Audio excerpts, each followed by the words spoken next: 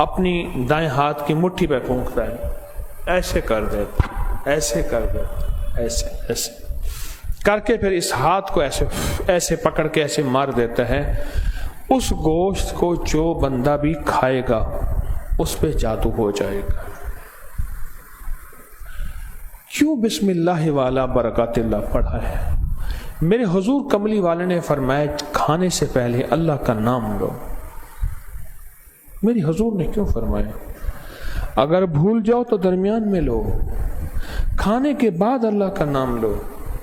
اور یہ جو میں کھانے کے درمیان 7 بار سورۃ فاتحہ بتاتا ہوں، یہ ان سارے واروں کا آخری اور آخری علاج ہے، آخری علاج ہے.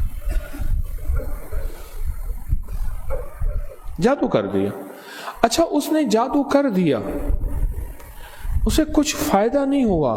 جو بھی وہ گوشت کھائے گا بیماریاں، تکلیفیں، مصیبتیں، ناکامیاں اور پتہ نہیں کیا کیا مصیبتیں میں مبتلا ہوگا، اسے فائدہ نہیں ہوگا.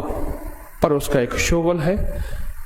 بچھوں کو ڈسنے سے فائدہ نہیں ہوتا، پر اس کا ایک شغل ہے، اس کی ایک عادت ہے. سانپ کو ڈسنے سے فائدہ نہیں ہوتا، کتے کو کاٹنے سے فائدہ نہیں ہوتا، پر اس نے کاٹنا ہے، سانپ نے ڈسنا ہے. قل اعوذ برب الناس، پناہ مانگتا ہوں، پناہ مانگتا ہوں. مالک الناس، پناہ مانگتا ہوں. الہ الناس، ناس کہتے ہیں لوگوں کو.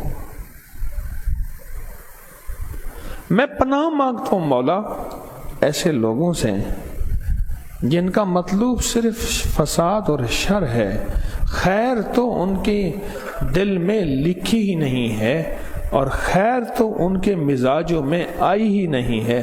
ان کی طبیعتوں اور مزاجوں میں شر ہی شر ہے. اللہ میں پناہ مانگتا ہوں.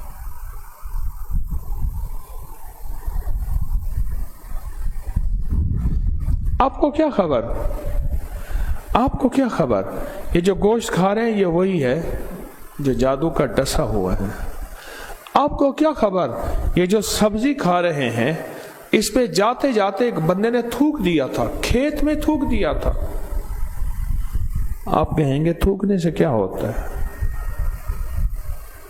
کیا خیال ہے؟ دودھ کا ایک بڑا برتن ہو، اس بڑے برتن میں تھوکنے سے کچھ نہیں ہوتا؟